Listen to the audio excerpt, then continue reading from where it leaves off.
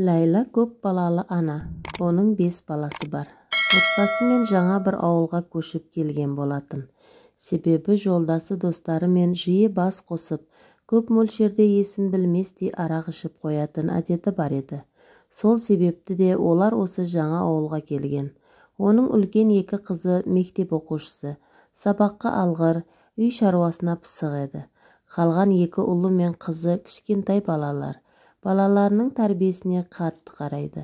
Сол маңда адамдардың бәрі сырттай қорқып жүретін. Галя есімді орыс әжей тұратын. Галя әжей мен көрші болған Лайла ол кісіден өз көмегін аямады. Себебі оған жанашырлықпен қарады. Әжейдің 2 ұлы 1 қызы бар. Үлкен ұлы мен қызы қалада тұрады. Өз отбасылары бар.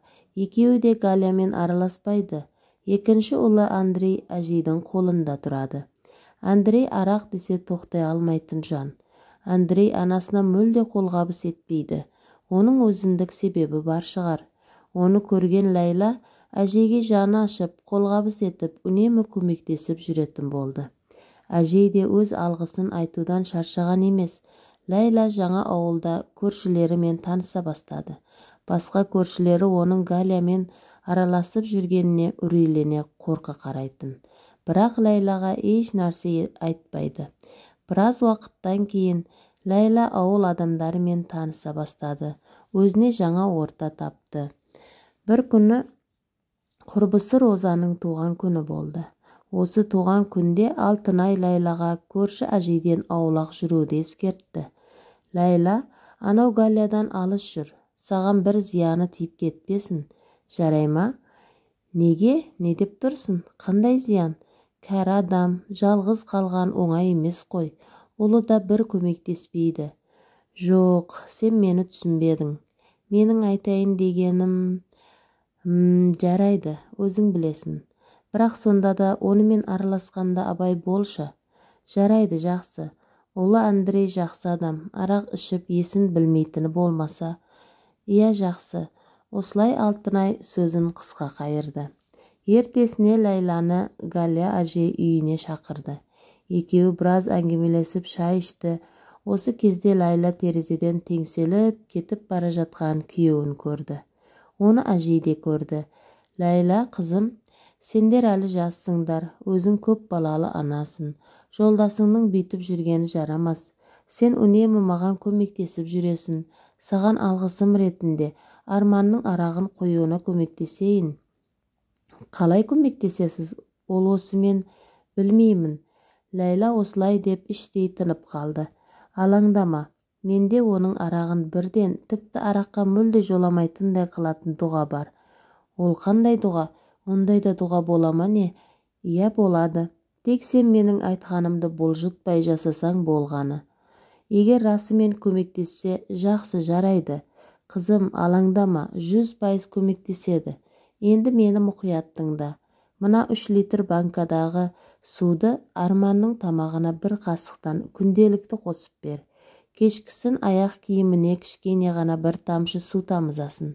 Сосын мына шам мен мына қағаздағы дұғаны 3 қайтара оқы. Күнделікті осылай жасасаң, өзің нәтижесін 1-1,5 айда көресің.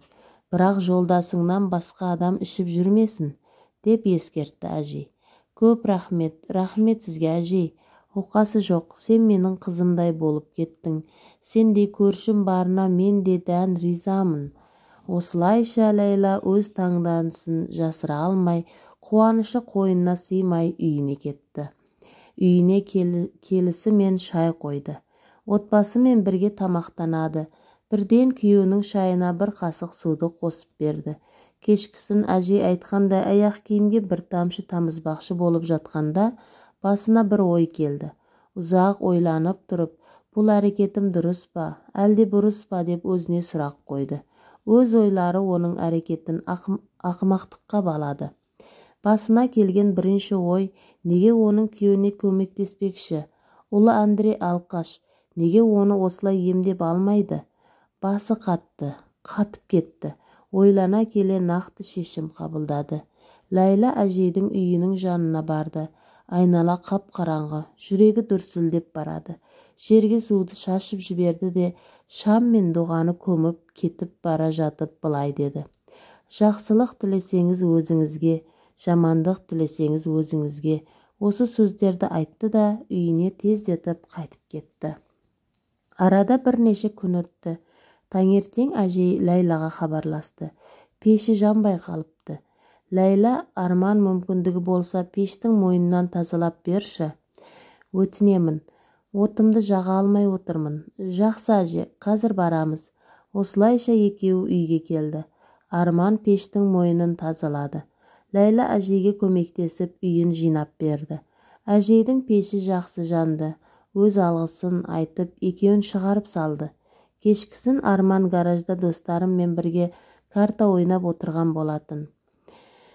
Ләйла балаларға шай беріп жатқан еді. Кенет көрші әжейдің үйінің жанып жатқанын көрді.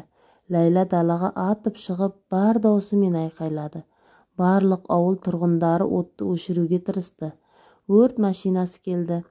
Өртті өшірді. Дегенмен өрт біраз уақыт болып, үйдің көптеген бөлігі жанды. Өрттен соң әжейді Ләйла өз үйіне апарды. Әжей жылап отыр. Ләйла жұбатуға тырысты. Сабыр сақтаңыз. Бәрі қалай болды? Білмеймін, қызым. Бар білетінім пешті жағып ұйқыға кетейін деп жатқанмын. Андрей де осындай кезде қасымда болмаған-ай. Енді не істеймін? Алаңдамаңыз, әзірге мына бөлмеде тұра беріңіз. Үйіңізді біртіндеп ретке келтіреміз. Рахмет, қызым, көп рахмет. Ертесіне ауылға Андрей келді. Ол келісімен үйді көріп, жөндеуге біраз уақыт кететін. Оған дейін әжейдің қызы Оляның үйіне тұруы керектігін айтты. Өзі достарымен тұрмақшы. Әжей келісті. Келіспестен басқа амал жоқ. Әжей Ләйлаға алғысын айтқанмен, іштей үйінің өртенгеніне екеуін кінәлайтын сияқты. Себебі пеш мойнын тазалаған Арман. Сарапшылар қалай үйдің жанып кеткенін анықтай алмады. Бәрі өз қалпында болған. Ертесіне әжей Андреймен бірге қалаға кетті. Кетіп бара жатып үйге қарап қоюларын Ләйлаға тапсырды. Бірнеше күннен кейін Ләйланың басы ауыра бастады. Ешқандай тамаққа деген тәбеті тартпайды. Түрі сарғайып, күннен күнге жағдайы нашарлай бастады. Көрші қолаң бәрі мұны көріп қорықты. Себебі осы ауылдың тұрғыны Сәбиттің әйелі 2 айдай осылай жатып өмірден озған еді. Көңіл сұрап жағдайын білуге құрбылары, алыс жақын барлық туыстары келді. Тамақ жемегеннен Ләйла азып кеткен. Олар Ләйлаға елден естіген барлық емді жасады. Бірақ еш қайсысы көмектеспеді. Уақыт өткен сайын жүруді қойды. Ауруы асқынып кетті. Бір күні Алтынай таныс әйелден бір ағайдың нөмерін алғанын айтты. Сол ағайға Ләйланы көрсетсе жазылып кетуіне мүмкіндік бар. Арман бірден келісті. Бірақ Володя ағай тұратын ауыл ұзақ екен. Сондықтан Арман балаларға қарап үйде қалды. Алтынайдың бауыры Руслан машинасы мен аппаратын болып келісті. Руслан мұндай заттарға сенбейді, бірақ көмектеспеске тағы қиын. Үшеуі жолға шықты. Жолда өзін өліп кететіндей сезінсе де, Ләйла сыр білдірмеуге тырысты. Ағайдың үйіне келді. Ләйланы кіргізіп, Алтынай көлікке барды. Осы кезде Володя ағай Ләйланың келетінін білгенін айтты. Маған сенің үйіңе бару керек, жүр, кеттік. Ләйла таңданып тұр, қалай ол жүрмек? Орнынан тұрды да аз-аздан жүре бастады. Өз-өзіне таңғалып тұр. Көлікке отырып ауылға жол тартты. Жолда Алтынайға тамақ жегісі келетін, тәбеті ашылғанын айтты. Екеуі Руслан да таңданысын жасыра алмады. Үйге өз аяғымен кірді. Володя залда отырды да Ләйлаға тіл қатты. Қазір түпкі жатын бөлмеге бар. Сонда оң жағынан дуаланған затты тауып аласың. Ләйла қорқып тұр. Десе де жаймендеп жүріп оң жаққа барса, өмірі болмаған үлкен айна тұр. Арман мен Русланға айнаны көтерді. Мұнда абойға шаншылып қалған ине тұр. Өз көздеріне сене алар емес. Инені алып ағайға келді. Жақсы, енді Ләйладан басқаларың далаға шығыңдар. Барлығы далаға шықты.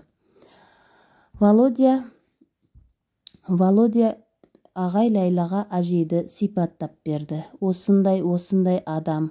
Оның үйін сенің ас бөлмеңнен көрініп тұрады. Ләйла инені не істеу керектігін сұрады. Володя Ләйлаға бәрін айтып түсіндірді. Заттың көзін құртқаннан кейін Ләйла жазылып кетті. Бәрі бейне бір қорқынышты түстей болды. Бірнеше айдан кейін Андрей заттарды алуға келді. Арман оған көмектесті. Екеуі шкафты ашып, қаншама қара дуаның кітаптарын көріп қорқып кетті. Андрей осыған дейін анасының осындай зұлымдықпен айналысқанын білмепті. Әйелі Ясмина қанша айтса да сенбегенін айтты. Екеуінің айырылысуына анасы себепкер болған. Бірақ жай ғана емес, дуаланғанына көзі жетті.